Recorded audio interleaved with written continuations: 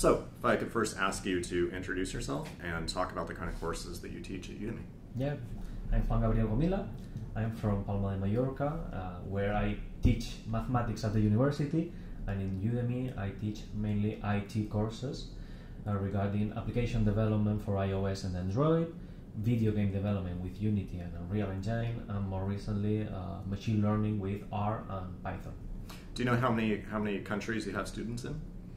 Yeah, about 130 countries, Wow. mainly in Spain, Latin America, and the south of the United States. Wow, California, Florida, these kind of places where talk Spanish. that's great. So I understand you are good at promoting your courses through a variety of different ways. Yeah, I started with the mailing system at Udemy, which is really good because you have 2 opportunities per month to promote different courses. You can segment, for instance, 1 month to do a video game campaign, the next one to do an app development, and you can go trying to make your different strategies. In fact, yesterday I published my latest course about iOS development, and just by launching an email, hey, this is my new course, here you have an early access because it's not yet completed. People don't care about it, more than 150 students, just the first hour, so it's really good in that sense. It's a really powerful tool. In addition, I also use Facebook. I started a little community in Facebook where people go to talk about their problems in development and to meet the instructor, for instance.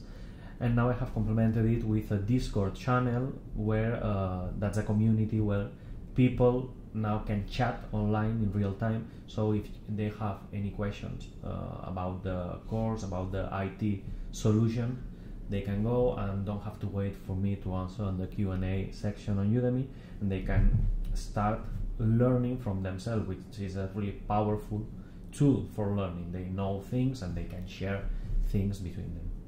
So how did you build that community on Facebook to begin with? Well, it happened by accident. I just was trying different techniques. I started this one. I also started with a YouTube channel, which it's performing really good. It has already 3.5k students. Well, students not, but they are not students on YouTube. And just to give it a try, and it was really interesting because in YouTube you can share directly some small piece of content of your courses, and you can keep publishing 2-3 videos per week, so people start watching the free content, and they finally convert to payers at Udemy. And in the case of Facebook, it's more like publishing different kind of content, not only related to the courses themselves, but for instance new publications, new content, new software, new releases, everything that may interest to different people, so they have value added to the instructor or the course they already purchased at Udemy.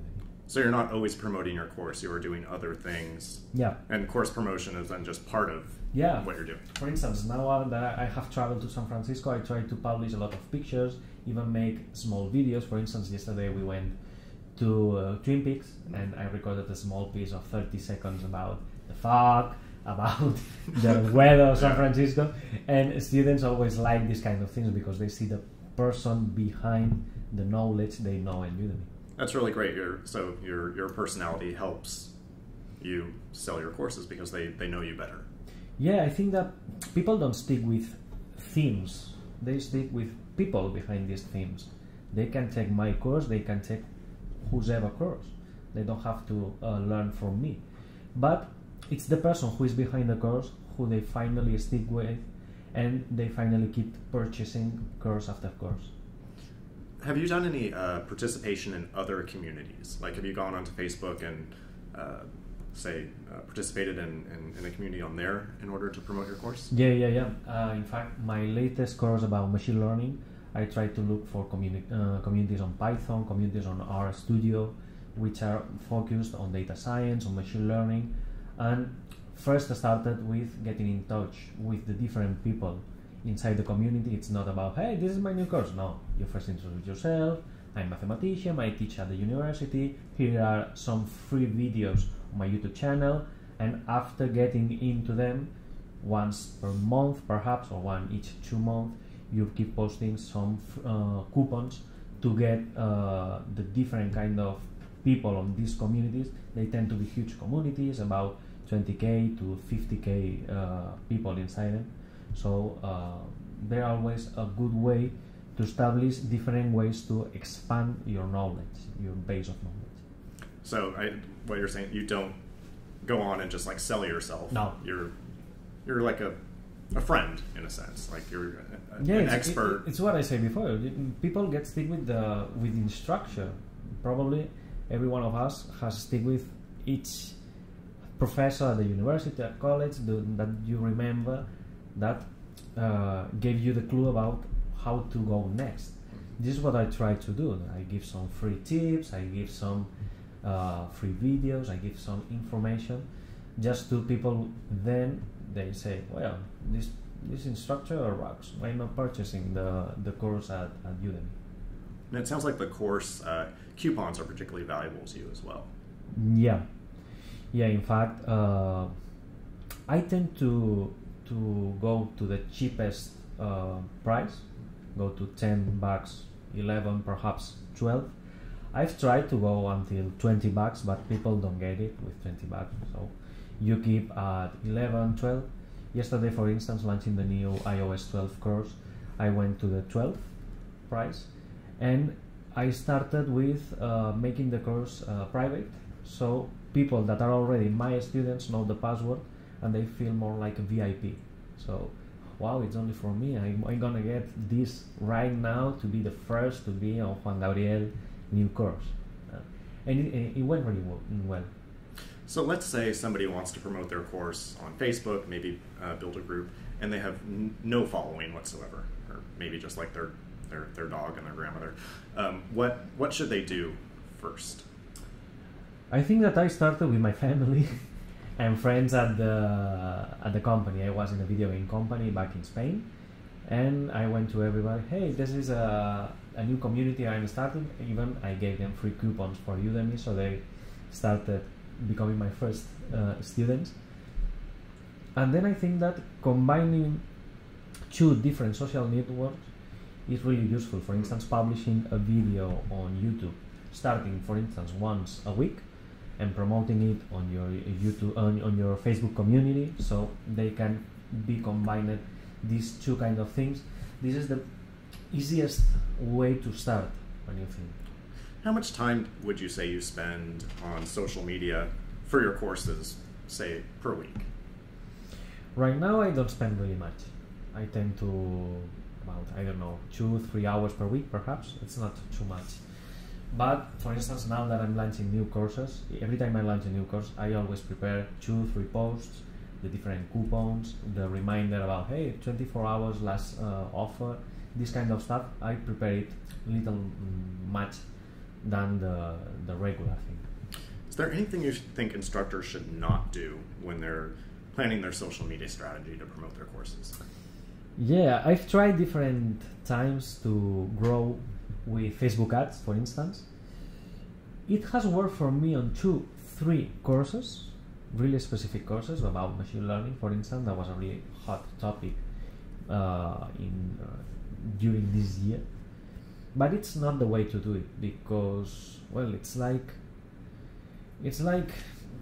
Udemy puts the marketing, puts the money, in that case, puts the platform, and I put what I know how to do, that is creating content and sharing my expertise. So there's a kind of a contract between Udemy and the instructor, where I do my role and Udemy does its. So going for investing in Facebook ads or Google ads, or even try to externalize the marketing on a third party, it's not the way to do it. Anything else that you would suggest to, someone they're really just starting out there? They've maybe done a couple of courses, but they just don't have, they don't have a following. Maybe they're not particularly adept with social media, like what's the first thing you would tell them to do? Well, the first I would do is starting with a YouTube channel. YouTube is really powerful. Even if you optimize the description of the video, you can go further to just publish a course on Udemy. I think that if one potential customer comes to Udemy, the first thing he sees it's the price. You have to purchase. Well, you can have some free videos and but it's not direct sale. You have to know the author, probably know the structure, or see enough reviews in order to trust. YouTube is free. You can go to YouTube, you can see one video, you can see another. So probably the first thing I would do is to create a YouTube channel with, I don't know, 10%, 20% of the course for free, that people can see, people can rate, and also it's also some kind of feedback to the instructor, because if you start to see some thumbs up, you see that you are going the right way. If you start seeing some thumbs down, you say, well, this is probably not the best thing to publish on Udemy. So you're using course material that you've already done in your video. Do you record an introduction or anything around it so that to publish in YouTube? Yeah. No. You just cut out a piece and post it? Yeah, I tend to not record the class twice. I like being natural. And if you cut something, well, if it's a big mistake, I can do that. But I prefer to let the mistake in my video, and if I know that there is a mistake, 2 or 3 classes later, hey, I made a mistake, sorry, I'm human. Don't kill me. And it's more natural, because you tend to focus students to think like you. On IT, it's not about writing code, but thinking like a coder, and that's something really hard to teach in just one video teaching one specific thing. It's the whole course that will give you the perspective in order to become a developer. And leaving this kind of failures or mistakes, it's positive for the student. So in that case, I would select for YouTube probably the videos I feel more comfortable with, or the ones that I'm really proud of, in order to see, well, that is what I want people to see.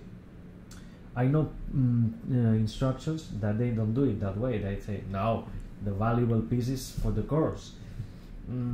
I don't think that way, because people really want to purchase the course. So show them what will really drive the sale. In that case, the best videos of the course. And then in your description, do you put in there, like, if you want more, go to Udemy? Yeah. I always include a coupon with a discount, a $10 discount, $12 discount. If you want more, go to this link. And then it must be really important to put in the right kind of description, and so that the people tags, can find also it. The tags. On IT, it's really not easy, but it tends to be easier, because if you have one video solving one problem, probably this kind of problem has to be the most well-documented description and tags on the video. If people go for how to add a label to an application, you have to be the first video that people should look to. People will go otherwise to Stack Overflow or these kind of forums where they solve the problem, but you want to solve specific things to people. So this kind of descriptions and tags is what you are aiming for. Great. Well, thank you so much for sharing your tips with us, and I hope this inspires other instructors to get out there and really promote their courses beyond just Udemy and into the wider world. For sure. Why not? And enjoy the rest of your stay in San Francisco. Thank you. All right. Thank you.